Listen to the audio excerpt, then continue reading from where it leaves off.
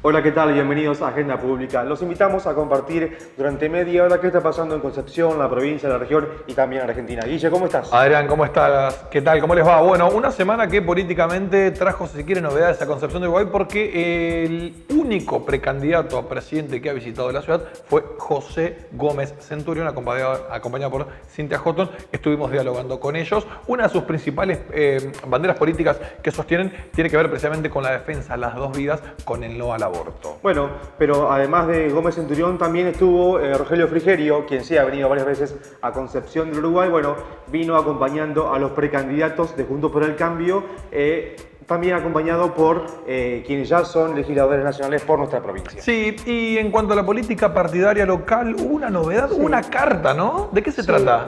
Una carta y no de amor. Bueno, Ajá. estamos hablando de Martín Oliva, el intendente electo, quien mandó una carta al electorado uruguayense diciendo que respeta, por supuesto, las opiniones políticas de cada uno, pero invita a los habitantes de nuestra ciudad a votar por los precandidatos del Frente de Todos, es decir, Alberto y Cristina Fernández, y también quienes se postulan por Entre Ríos para la legislatura nacional. La verdad es que es algo atípico, novedoso. Habrá que ver si significa un llamado de atención, si significa que Oliva está un tanto preocupado porque pueda llegar a volver a ganar Macri. Bueno, veremos. Solo el tiempo lo dirá. En este programa también vamos a estar conociendo datos, fundamentalmente información recabados por un equipo de estudio, pedidos por el Centro Comercial de Concepción del Uruguay. Se llama ¿Cómo estás, Concepción? Y hace un relevamiento socioeconómico de nuestra ciudad. Sí, básicamente para conocer cómo afecta la crisis nacional en Concepción del Uruguay. Todo eso en Agenda Pública, breve pausa y arrancamos.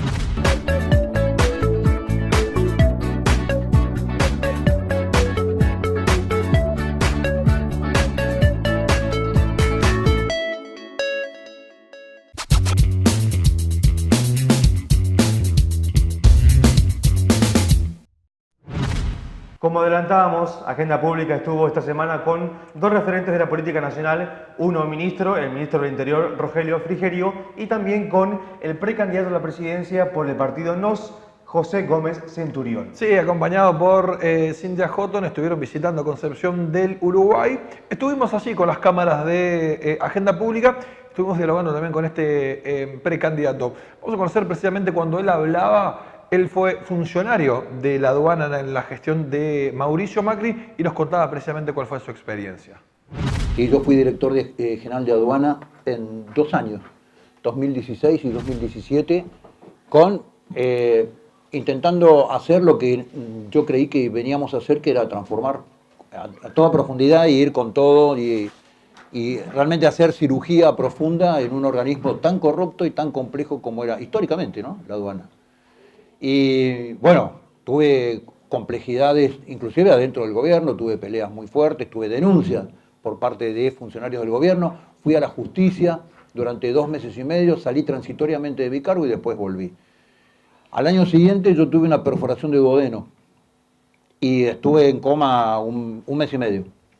Me costó mucho recuperarme físicamente y a fin de año el presidente me dice: mirá, yo todavía no te veo recuperado, mejor que te vayas a Banco Nación, y me pidió que me vaya de vicepresidente a Banco Nación y yo me fui. Ese fue el proceso de cierre de la aduana. Con respecto a los llamados, sí, hubo muchos llamados. A Cintia y a mí ofreciéndonos cargos, ofreciéndonos ser candidato, primero en la candidatura en la lista de senadores, de diputados, y bueno, no era nuestro proyecto, digamos, no estábamos buscando eso, pero hubo muchos llamados. José Gómez Centurión, que visitó la histórica a principios de la semana, traídos por referentes de Colón, sin un referente político directo en la histórica. En la charla que tuvimos con Agenda Pública, le preguntamos por qué hace poco se fue del gobierno de Mauricio Macri. Cuando cerró el año, venía un año electoral, yo empecé a hacer planteos en el mes de julio o agosto con respecto a 2 temas: el tema de defensa y el tema del aborto. Y mi cuestionamiento a un modelo de gestión de los 2 primeros años que yo creí que no se había ido con la profundidad que todos decíamos que teníamos que ir, digamos, ¿no? Y en el año electoral un funcionario tiene que tomar una decisión: o apoya al gobierno en el cual está decididamente o se va. Y yo decidí irme. claramente expresándoselo a todos, desde el presidente de la Nación hasta la gobernadora de la provincia de Buenos Aires, diciéndole por qué me iba. Ya conocían cuál era pues yo todo el año pasado estuve una vez por mes diciendo esto, no estoy conforme con esto, no me parece esto. Nadie se asombró cuando yo dije que me iba, digamos, ¿no? Pero yo creo que hay que ser muy claro. Yo siempre toda mi vida fui muy claro, para bien o para mal, digamos, ¿no? Y no tengo puntos intermedios. Si estoy, apoyo y me juego, y si no, me voy y hago otra cosa. José Gómez Centurión, quien una de sus principales proclamas es precisamente sí a las 2 vidas, llegó de hecho con las banderas celestes en los autos que lo acompañaron a la ciudad de Concepción del Uruguay, el único precandidato a presidente que hasta el día de la fecha ha visitado la histórica. Sí, exactamente, es referente de un partido y de un movimiento claramente de derecha, absolutamente contrario al aborto y que proclama el respeto por las 2 vidas. Y él también intentó diferenciarse en lo que entiende es generalmente el camino que hace un político, el camino del poder que hace un político que quiere llegar a la presidencia y bueno, intenta diferenciarse planteándose más bien en un camino de autoridad, no tanto de poder, asociando poder con corrupción, con robos y demás. Pero acá hay que debemos recordar que justamente esta persona no tiene mucha autoridad para hablar de autoridad, valga la redundancia. ¿Por qué? Gómez Centurión fue Carapintada, integró los 2 movimientos Carapintada que se alzaron contra el gobierno de Raúl Alfonsín. Estamos hablando del movimiento del alzamiento de Semana Santa y también de Montecaseros en los años 1987-1989. Paradójicamente, una persona que se alzó contra un gobierno democrático hoy quiere ser elegido de manera democrática. Todos sabemos cómo es el camino a la Casa Rosada. Te juntás con los sindicatos, les pedís plata y les prometés. Te juntás con las concesiones, les pedís plata y les prometés. Te juntás con las cámaras empresariales, les pedís plata y le prometés. Te juntás con los empresarios, les pedís plata y le prometés. Te juntás con los gobernadores, les pedís apoyo y les prometés. El día que vos llegás a la Casa Rosada, le decís al granadero de guardia, decís, mire, este cuadro en lugar de ponerlo acá, pónganlo acá. Y te dicen, no se puede.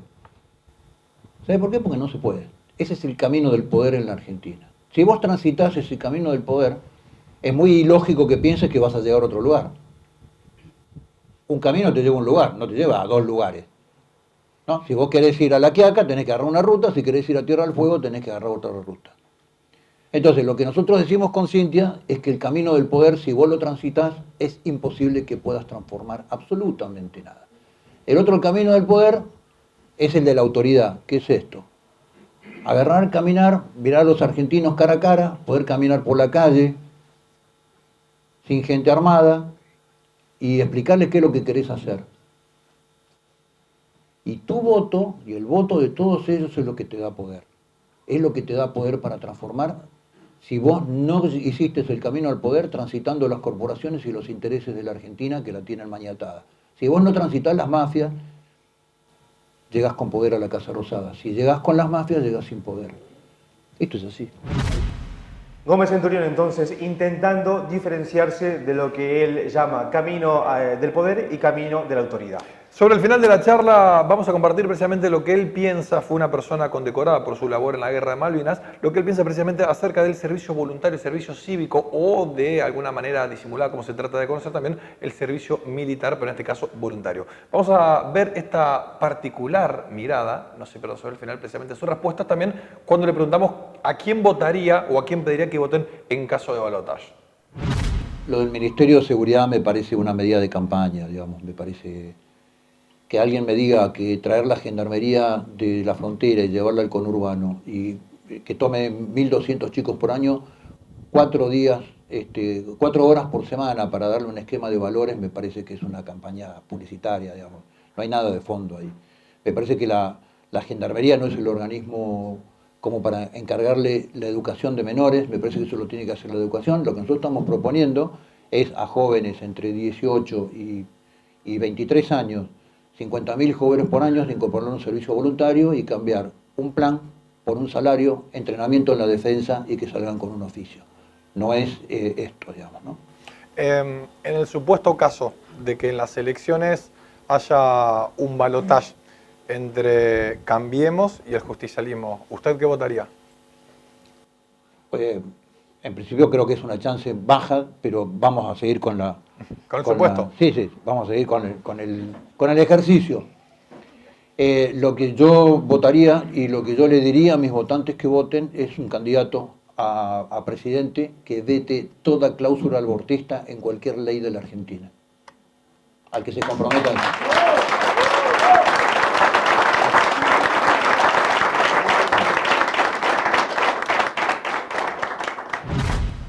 José Gómez Centurión, Cintia Houghton pasaban por Concepción del Uruguay, precandidatos a presidente y vicepresidente por el partido NOS. Fue una semana, como decíamos, de visitas nacionales en el marco de la campaña para las PASO de agosto de 2019. Estuvo también en Concepción del Uruguay Rogelio Frigerio, el máximo referente del PRO de Cambiemos, ahora de Juntos por el Cambio, en la provincia de Entre Ríos. Estuvo acompañado por el senador y precandidato a la reelección, el senador Alfredo De Angelis, por el diputado nacional Atilio Benedetti y por la precandidata a diputada nacional Gabriela Lena. Sí, fue el ministro Frigerio quien mayormente tomó la palabra y aquí vamos a compartir precisamente cuando él se refiere a lo que ellos argumentan y sostienen que es una recuperación económica en esta última parte del año. Compartimos la palabra del ministro Frigerio a propósito de esta mejora para ellos de la economía nacional. Bueno, claramente en los últimos meses hubo de la mano de la tenue pero persistente recuperación de la economía, de la baja de la inflación, la posibilidad de que los argentinos podamos percibir mejor los logros de estos 3 años y medio, que claramente era muy difícil percibirlos con turbulencias en las variables macroeconómicas, por un lado, y por el otro, en los últimos meses o en las últimas semanas, al kirchnerismo no tuvo otra opción que salir a la luz, ¿no? El crecimiento también de la oposición tuvo que ver con que durante muchos meses estuvieron guardados. Ahora, obligados por la campaña, tuvieron que salir a escena y claramente así mostraron lo que son y las razones por las cuales la gente hace 3 años y medio, 4 años decidió cambiar, ¿sí? A esto agréguele la inconsistencia y las peleas entre ellos, ¿no? Todos hablan mal uno del otro, del candidato a presidente, de la candidata a vicepresidente, el candidato a gobernador de la provincia de Buenos Aires, del candidato a presidente, y así sucesivamente. Con lo cual claramente para la gente la percepción de que hoy por hoy el kirchnerismo pueda armar un gobierno serio es de muy baja probabilidad, y eso obviamente incide en las encuestas y entiendo yo genera este nerviosismo que termina en esta actitud absolutamente irresponsable de poner en duda y cuestionar la transparencia de los comicios. También le preguntamos al ministro del Interior sobre las obras públicas, porque es un área que le pertenece a su ministerio. Hace poco se generó, en el marco de las elecciones provinciales aquí en Entre Ríos, se generó, recordarán ustedes, una especie de polémica de disputa entre referentes del gobierno provincial y nacional en cuanto a quién depende, a quién Concepción le debe algunas obras, como por ejemplo la defensa norte, sí, el maestro. También había pasado con el puerto de Concepción del Uruguay, También. que de hecho hay un ente entrerriano que es quien lo maneja. Bueno, aquí concretamente Rogelio Frigerio se refirió a las obras públicas nacionales, a la falta de voluntad política de los gobernadores y puntualmente una obra de Concepción del Uruguay. Exactamente, digamos, fue más allá y dijo que algunos gobiernos provinciales no quieren hacer ciertas obras y eligen otras cosas. Por eso se refiere así Rogelio Frigerio, en este caso puntual, a la defensa norte de Concepción del Uruguay. Yo creo que tenemos que salir de esa lógica de la paternidad sobre las obras. El gobierno nacional hace muchas obras, hizo muchas obras estos 3 años y medio en Entre Ríos y prácticamente en todas las ciudades de la Argentina, obras que no le corresponden al gobierno nacional en un país federal. En un país federal el gobierno no tiene que hacer cloacas, agua potable, cordón cuneta, renovación urbana, viviendas. En un país federal esas son obras locales, pero claramente frente a la imposibilidad o a la decisión de las provincias de priorizar otras cosas y no el gasto en inversión de infraestructura, el gobierno nacional decidió hacer obras como nunca antes en cada rincón del país, aunque no sean estrictamente obras nacionales o que tengan que ver con un gobierno nacional en un país federal. Pero las obras no son del ministro del Interior, del presidente, de un gobernador o de un intendente, las obras son de la gente. Y esta pelea o esta lucha que yo veo muchas veces en gobernadores o en intendentes de tratar de apropiarse de las obras, creo que va a contramano de lo que la gente está esperando. La gente está esperando que nos pongamos de acuerdo para hacer obras que estuvieron por años prometidas y que nunca se concretaban, como el caso claro de la Defensa Norte. Hoy son una realidad. Yo no puedo estar todo el día diciendo que son hechas con fondos nacionales. Yo tengo que ocuparme de que se haga en tiempo y forma, de que se haga con transparencia, y después cada uno sabrá a quién tiene que endilgársela. Pero no podemos estar permanentemente en esta lucha de a ver de quién son las obras. Las obras claramente las financia en gran medida el gobierno nacional. Son obras que desde hace años se esperaban hacer en Entre Ríos. Hoy se hacen, se pueden hacer porque este gobierno, porque este presidente es un presidente federal en serio, recuperó el federalismo para la Argentina. Yo estoy seguro que este gobierno va a ser recordado como el gobierno más federal de la historia de la Argentina. Le devolvió los recursos que a las provincias les correspondían por derecho y hace obras independientemente del color de la camiseta partidaria de quien gobierne circunstancialmente una provincia o un municipio. Eso no pasaba antes. Si no, pregúntenle al gobernador de Córdoba, de Corrientes, al mismo jefe de gobierno de la ciudad de Buenos Aires, a todos los intendentes opositores durante los 2 años del kirchnerismo si recibieron alguna vez una obra pública. Hoy las obras se hacen donde hay que hacerlas y se hacen para la gente, no para un dirigente político. Y espero que en este aspecto tampoco la Argentina vuelva atrás en esta elección. La palabra sí de Rogelio Frigerio, que junto a la cúpula de distintos representantes de Juntos por el Cambio recorrieron las ciudades de Gualeguaychú, Concepción del Uruguay y Concordia. Ya hace poco hablamos con el presidente del centro comercial para conocer algunos datos sobre la situación socioeconómica de Concepción del Uruguay. Yo ahora te voy a dejar en manos de 2 profesionales de nuestra ciudad que están realizando el relevamiento denominado ¿Cómo estás, Concepción? Luego de la pausa vamos a dialogar con la economista Belén Gómez y con la cientista política Iliana Fernández Escobar a propósito de cifras y realidades de nuestra ciudad. Tu río. Tu pasión. Tu historia. Tu ciudad. Concepción del Uruguay.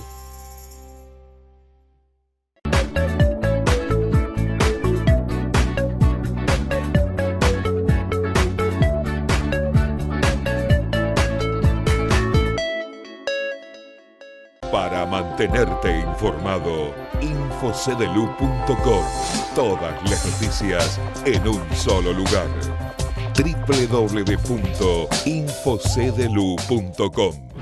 Continuamos en Agenda Pública y tal cual lo habíamos anunciado en el inicio del programa. Vamos a conocer datos y por ende también realidades que nos pasan a los uruguayenses. Tiene que ver con un estudio encargado por el Centro Comercial de nuestra ciudad y por eso nos visitan la economista Belén Gómez y la licenciada en Ciencias Políticas Iliana Fernández Escobar. Chicas, buenas noches, gracias por estar acá. No, gracias a vos. Bueno, cuéntenos de qué se trata este estudio, ¿Cómo estás, Concepción de Uruguay? Bueno, te comentamos un poco del IES, primero, que es el Centro de Investigaciones Económicas y Sociales del Centro Comercial. Está conformado por un equipo multidisciplinario que viene trabajando ya desde hace algunos años en informes, en relevamientos de precios de la canasta básica, en precios de medicamentos también.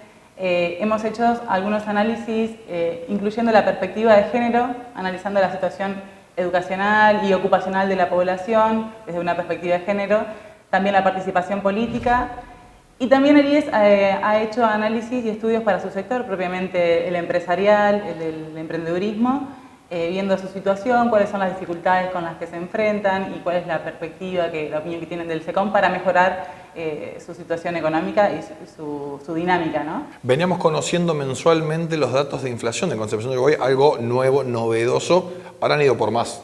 Sí, la verdad es que no son muchas las ciudades en la República Argentina que tienen el privilegio, por así decirlo, de poder diseñar y poder publicar un índice de inflación propio. Hay todo un esfuerzo detrás, imagínate que hay que relevar precios de diferentes, desde supermercados a almacenes, lleva todo un análisis estadístico.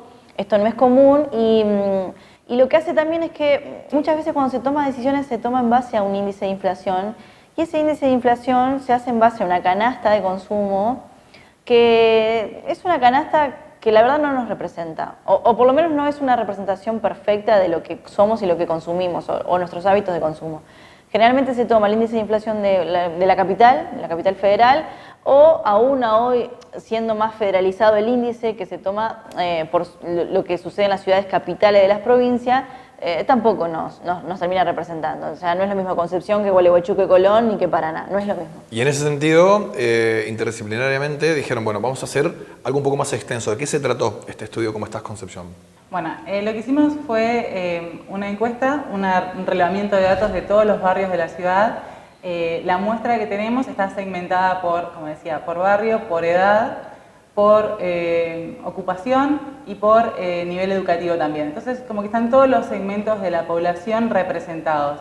Esto para nosotros es muy importante porque si vamos a hablar de una canasta básica representativa o la infraestructura o cómo la población o los vecinos de la ciudad consideran que está su vivienda, su infraestructura, la situación ambiental, qué es lo que consumen, queríamos que estén todas las voces incluidas en esta encuesta. Entonces hicimos una parte física, que son 400 respuestas, y después hicimos una parte virtual también de 110. ¿Con qué se encontraron? ¿Qué empezaron preguntando?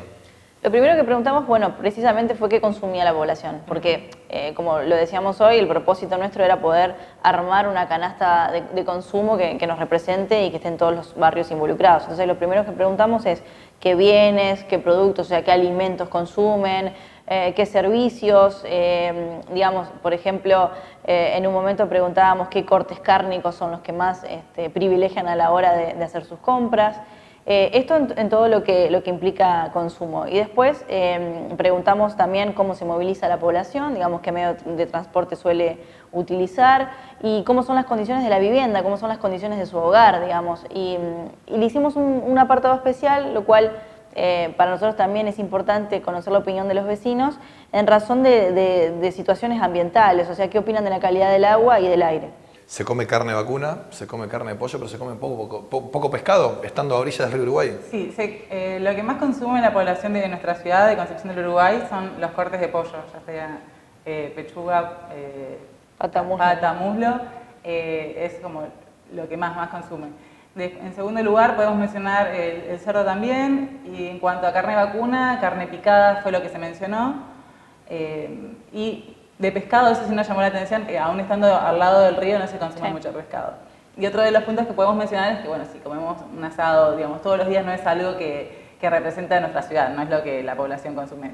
¿Qué otras cosas les llamó así la atención desde el consumo, desde los hábitos? En realidad los hábitos son los mismos que uno podría encontrar en cualquier población a nivel estándar, digamos, de la República Argentina. El análisis que queda es cruzar esto con ver si esa dieta es saludable o cuán nutritiva suele ser. Porque hay productos que se consumen que tienen que ver con la estacionalidad, sobre todo en las frutas. Hay, digamos, papa, zanahoria, tomate, bueno, productos que son muy comunes. Lo mismo cuando preguntamos también productos de tipo de limpieza, cuáles son los que consumían. La tendencia en general es la misma. Sí nos pareció interesante esto de sacar el paradigma de que la carne vacuna es la que está en primer lugar. Ver que le damos la espalda al río en el consumo de pescado, eso nos pareció importante. Y después, no solo nos quedamos con preguntar lo que consume la gente en términos de alimentos, sino también en términos de otro tipo de servicios. Y ahí vimos que el wifi, por ejemplo, hace punta. El wifi o bueno, la televisión por cable, ¿no? Entonces, eso en cuanto a las necesidades, entre comillas, de un hogar. Los servicios consumidos. Cuando uno lo cruza con, bueno, pero ¿cuáles son los electrodomésticos que más necesitan en el hogar? Bueno, la TV no fue la más elegida, si bien la televisión por cable es el servicio que más consumen o que más ponderan parte de su presupuesto para él, sino que ahí la protagonista fue la heladera. La heladera es el electrodoméstico que más valoran o que más se ocupan de cuidar. Que incluso por ahí hacíamos una lectura, tal vez el TV no sea entendido como un electrodoméstico, sino que es una pieza más del hogar. Tal cual. Se da por sentado.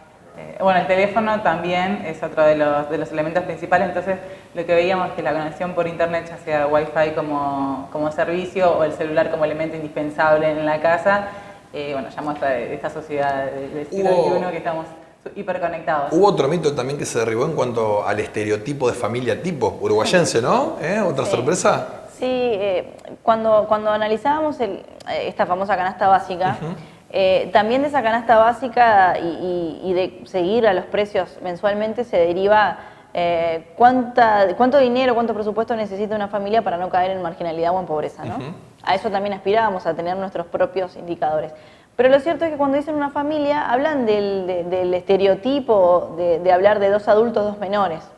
Y nos pusimos a, no digo la palabra jugar, sino a analizar realmente, o científicamente como fue esta encuesta, y la verdad, ese no es el tipo de hogar que representa mayoritariamente a la ciudad de Concepción del Uruguay, ¿sí? Hablábamos en realidad, son 2 adultos. 2 adultos y después tenemos, en realidad 2 adultos, 3 adultos, sí, 2 adultos menor, pero salió por mucha cantidad, mucho porcentaje, las familias conformadas por 2 adultos. Duplicaban a las de 2 adultos, 2 menores, que es la tradicional, digamos. Lo que sirve es ver cómo los datos ayudan a derribar algunos pensamientos o esquemas o estereotipos que tenemos que no coinciden con la realidad. Esto es importante porque a la hora de pensar políticas públicas o acciones desde el sector privado o el público propiamente, necesitamos que esas acciones respondan a la realidad, que son estos datos, y no al imaginario colectivo que muchas veces tenemos. En cuanto a los servicios básicos, hay agua, hay cloaca, ¿con qué se encontraron con eso? Sí, los principales servicios que hacen a la infraestructura están cubiertos, y no solo están cubiertos, sino que también la gente los pondera como de una calidad buena a muy buena. Con respecto a la basura, por ejemplo, la mayoría tiene una recolección con una frecuencia prácticamente diaria, ¿sí? O a lo sumo de cada 2, 3 días, pero es realmente ponderado que no tienen que dejar acopiándose la basura en ningún lugar, ni de la casa, ni de la vereda o afuera.